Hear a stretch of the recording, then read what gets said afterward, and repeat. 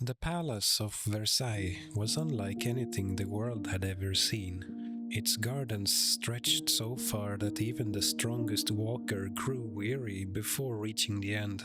Fountains glittered like diamonds in the sunlight, spraying arcs of water into the air. At night, torches lit the paths, and the scent of roses drifted through the windows of golden rooms. Inside, ladies in silken gowns moved like colorful birds, their laughter ringing above the notes of violins. Courtiers bowed deeply as the king passed, careful to keep their words flattering.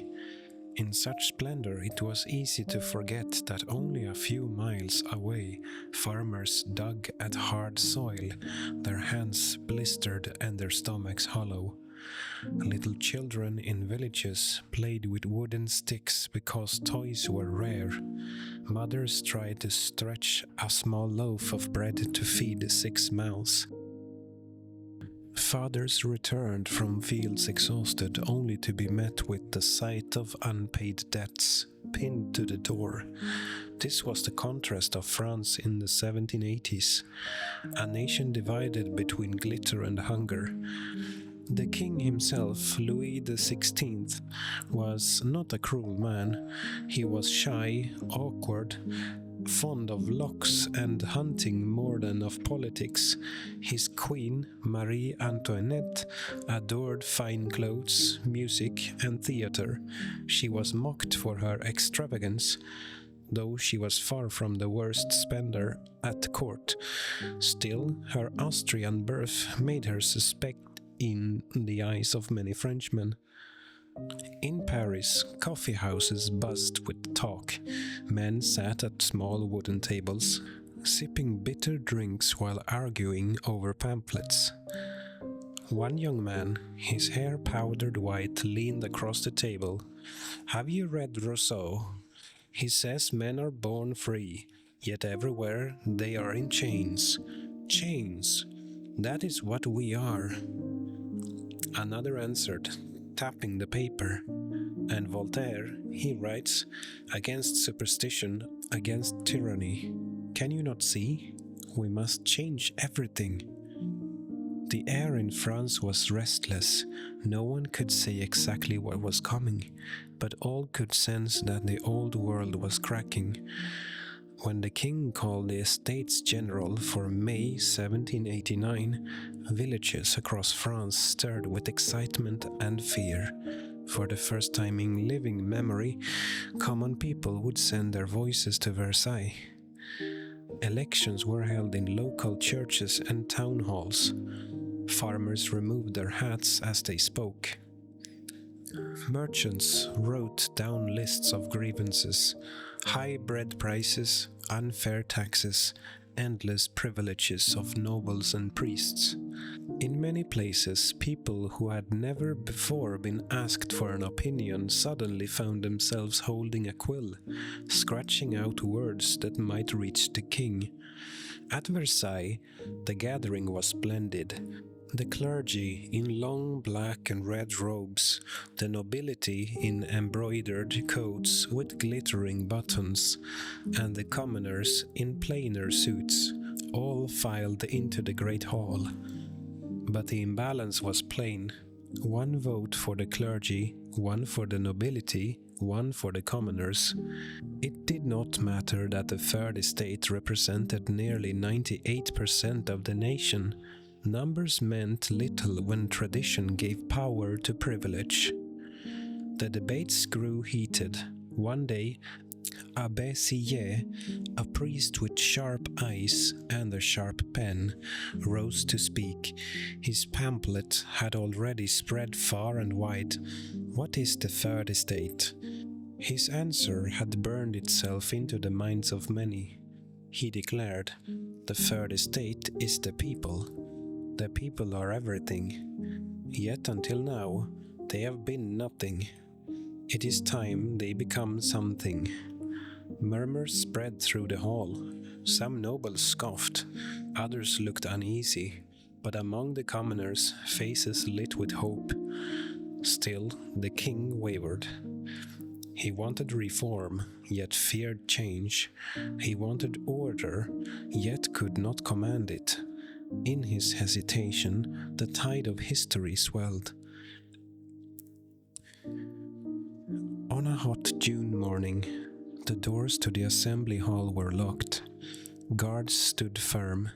The commoners whispered angrily among themselves. Was this the king's answer? To silence them? Together they marched through the streets of Versailles, the crowd of deputies swelling. They found a long, plain building, an indoor tennis court. The wooden floor echoed under their feet as they gathered inside. Windows let in shafts of dusty light. Sweat beaded on their foreheads. There they made a vow. One by one, each man stepped forward, raising his hand. We swear not to separate until we have written a constitution for France. Imagine the sound, hundreds of voices repeating the words firm and solemn, some with trembling hands, others with fiery passion. That oath bound them together more strongly than any chain. From that moment, they were no longer petitioners before a king. They were builders of a new nation. Paris was restless. Bread prices soared. Fear gripped the people. Rumors flew faster than pigeons. Soldiers were coming. Foreign armies would crush the revolution. The king would arrest the deputies. Crowds gathered in the streets. Arms were needed. Eyes turned toward the Bastille, the ancient fortress that loomed over the city. It was not its prisoners that drew them, for only a few remained inside, but its meaning. To the people, the Bastille stood as the fist of royal tyranny. On July 14th, 1789, the crowd surged toward its gates. They demanded the weapons stored within. Negotiations dragged, tempers flared, shots rang out, smoke filled the air, shouts rose higher, and the mob fought with desperate fury. At last, the fortress surrendered. Its governor was seized and killed. The keys to the Bastille were raised high in triumph. The news spread like fire across the land. In the countryside, peasants armed with scythes and torches attacked manors, burning records of feudal dues. A great fear gripped the nation, but it was a fear that turned against the old order. The French Revolution had begun. The Bastille had fallen, but bread was still scarce. Winter winds swept across France, and hunger gnawed deeper. In Paris, women waited in endless lines outside bakeries, clutching coins that bought less and less. When no bread appeared, they returned home to hungry children. The National Assembly worked feverishly in Versailles, writing laws and decrees. On a single August night, in 1789, noblemen rose one after another, their voices solemn, and renounced their privileges. A marquis gave up his hunting rights, a count his exemption from taxes, a bishop his feudal dues. Torches flickered as centuries of tradition seemed to vanish in hours. The Assembly soon published a document meant to guide the new order, the Declaration of the Rights of Man and of the Citizen. Its words were bold, its sentences crisp like trumpets. All men are born and remain free and equal in rights. Social distinctions may be founded only upon the common good. The declaration spread quickly. Copies appeared in marketplaces and taverns.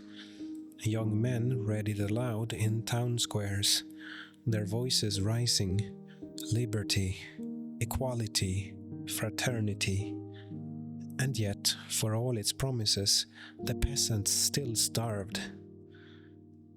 On October the 5th, 1789, dawn broke over Paris, with clouds heavy and grey.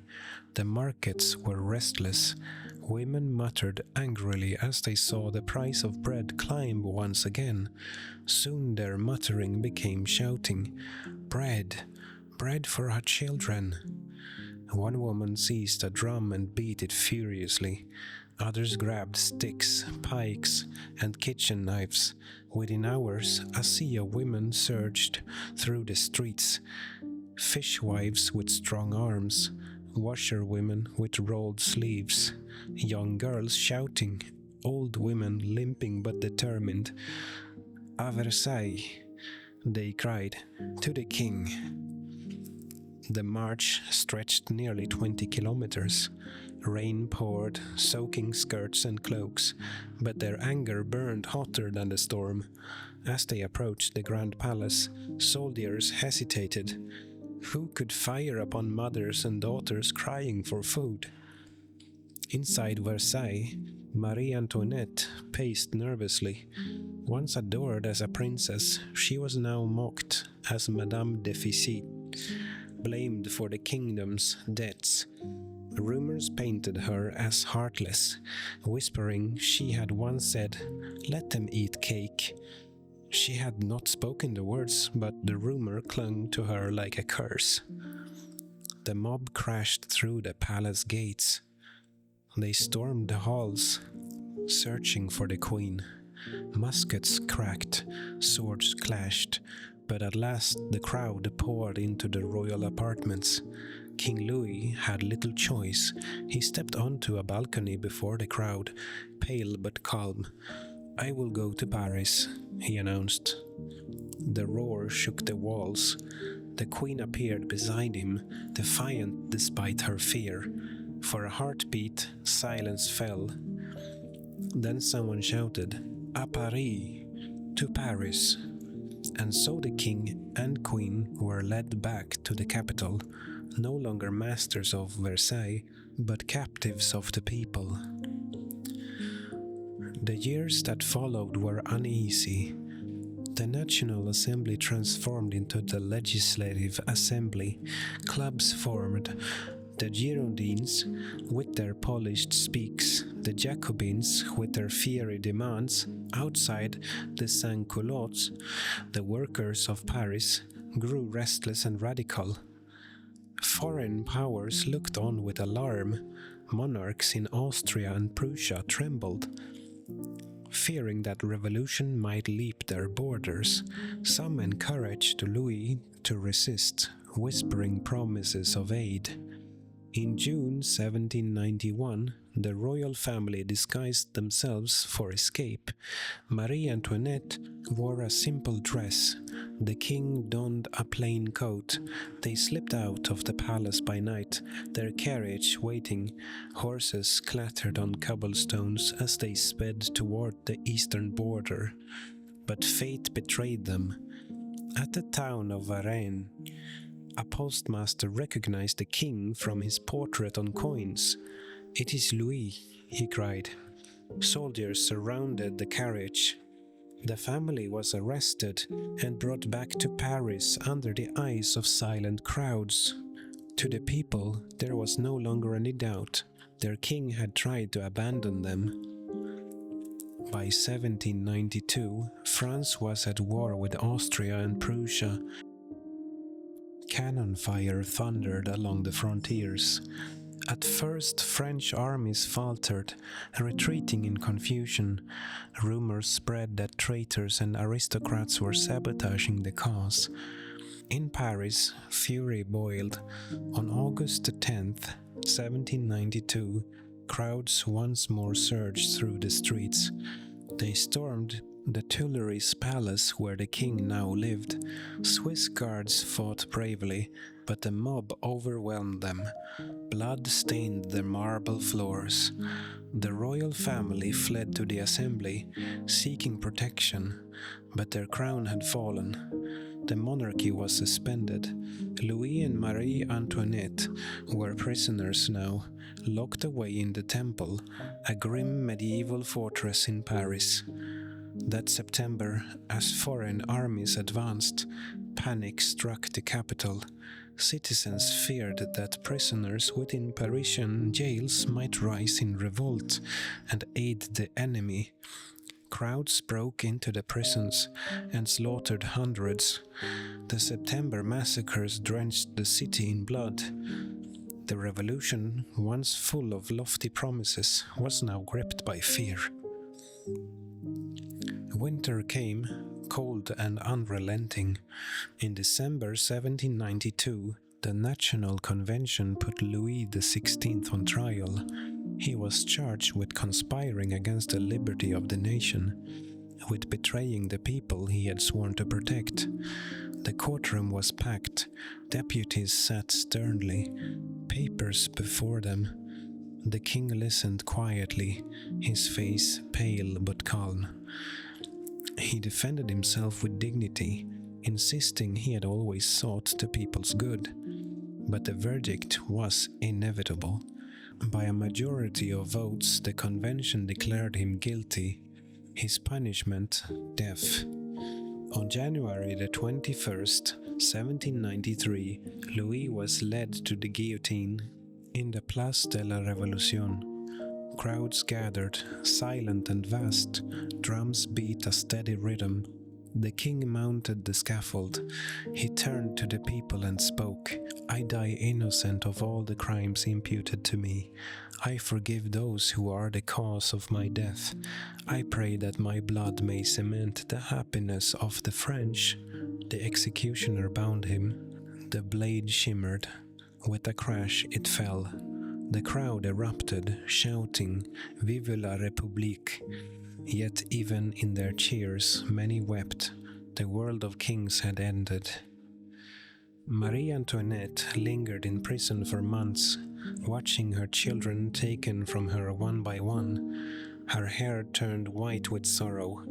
In October 1793, she too was brought to trial.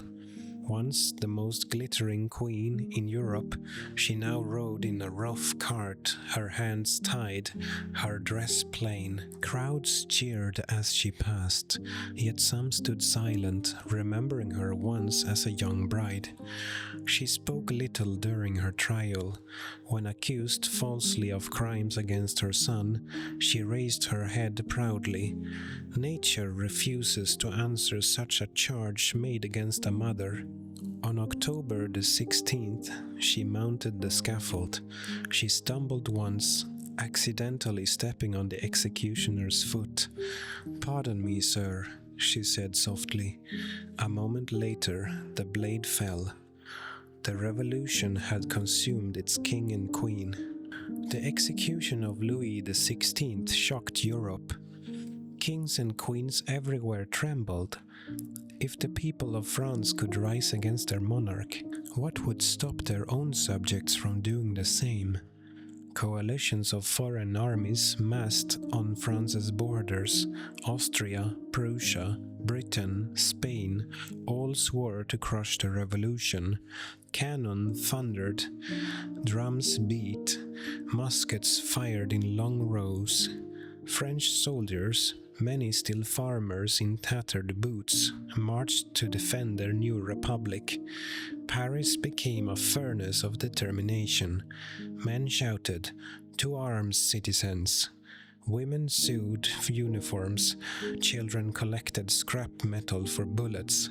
The song of the Marseillaise, fierce and defiant, echoed through the streets. "Aux armes, citoyens, formez vos bataillons." The revolution was no longer just politics, it was survival. In the National Convention, factions fought like wolves. The Girondins wanted moderation, cautious reform. The Jacobins, led by Maximilien Robespierre, demanded purity and complete devotion to the cause. Robespierre was a small man with sharp features and a piercing gaze. Once a quiet lawyer from Arras, he had become the incorruptible, admired for his honesty and feared for his intensity. To him, virtue and terror were twins. One could not survive without the other. The Republic, he declared, can be saved only by virtue and by terror. Terror is nothing but prompt, severe, inflexible justice. The guillotine, once a rare spectacle, now became a daily rhythm. Aristocrats, priests, and suspected traitors were dragged through the streets in carts. Crowds gathered in the Place de la Révolution, some cheering, some weeping, as the blade fell again and again. The revolution that had begun with dreams of liberty now marched under the shadow of fear. From 1793 to 1794, the reign of terror spread across France. Committees drew up lists of enemies of the people. To be accused was often to be condemned. A careless word, a look of doubt, even silence could be fatal. In Paris, the guillotine stood busy from dawn until dusk. Nobles, priests, merchants, poets, even revolutionaries themselves all met the blade. Among them was Georges Danton, once a fiery leader who begged for moderation. The revolution devours its children, he warned. He too was executed. The writer Olympe de Gaulle, who had demanded rights for women, perished as well. So did Camille Desmoulins, a brilliant journalist and Robespierre's old friend. Meanwhile, in the countryside, uprisings flared. In the Vendée region, peasants and royalists resisted the Republic. Civil war raged, brutal and merciless, and yet for all the blood, French armies began to win. In 1794, they defeated the coalition at Fleurus. The Republic, though scarred, stood strong. But the terror had gone too far. Whispers grew that Robespierre himself was a tyrant. Deputies who once trembled before him now plotted his downfall. On July 27, 1794, the convention erupted in chaos. Robespierre tried to speak, but his enemies shouted him down. Cries of "Down with the tyrant" filled the air. That night, he and his allies were arrested. The next day, they were marched to the guillotine without trial. Robespierre, wounded in the jaw from a failed suicide attempt, could not speak as the blade fell. With his death, the terror ended. Paris exhaled, weary of blood. A new government rose. The Directory, ruled by 5 directors. It promised stability after years of chaos, but corruption seeped into its halls. Politicians grew rich while the poor still starved. Inflation soared, fortunes rose and fell overnight. In the streets, gangs of royalists clashed with gangs of radicals. The dream of equality seemed to fade into squabbles and scandals. And yet one figure shone brighter than the rest, a young general named Napoleon Bonaparte. Napoleon was born on the island of Corsica, far from the glitter of Paris. Short, sharp-minded, and fiercely ambitious, he rose quickly through the ranks of the army. His victories in Italy stunned Europe. Soldiers adored him, called him the Little Corporal, for sharing their hardships. In 1798, he led an expedition to Egypt, battling both armies and ancient sands. Though the campaign faltered, his legend only grew. By 1799, France was weary. 10 years of revolution had left the nation exhausted. The Directory was despised. The people longed for order. On November 9th, 1799, the 18th of Brumaire, in the new revolutionary calendar, Napoleon seized power in a swift coup. The revolution's decade of chaos ended in the firm grip of one man. And so the French Revolution closed not with the voice of the people, but with the march of soldiers under Napoleon's command. Yet its echoes did not fade. The ideas born in those fiery years, Liberty, equality, fraternity would spread across Europe and the world. They would inspire revolutions in Haiti, in Latin America, and far beyond. The revolution showed that common people could rise against kings, that ideas could shake thrones, that even in terror and blood, the dream of a freer world could survive. And so ends our bedtime story, the night the people rose. A tale of hunger and hope, of glittering palaces and broken bread, of oaths sworn in hot courts and blades falling in cold squares. A tale of a nation that dared to dream of liberty and paid a heavy price. The streets of Paris, once filled with drums and shouting, grew still as the years passed. The guillotine no longer stood in the square. The chants of crowds faded into whispers of memory. Imagine the city at night. The lamps flicker softly along the Seine. The river flows calmly, carrying reflections of bridges and stars. The air is cool, touched by the faint scent of bread from a nearby bakery.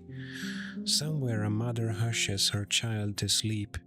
A candle burns low in a window, its flame steady, like a heartbeat. Horses' hooves clop faintly in the distance, then fade. The stones of the city, scarred by revolution, rest in silence, and you too may rest. The chaos has passed, the story has ended, the voices of the past grow quiet, leaving only peace. Close your eyes, let the night cradle you. The world is still, tomorrow is far away. Tonight you are safe.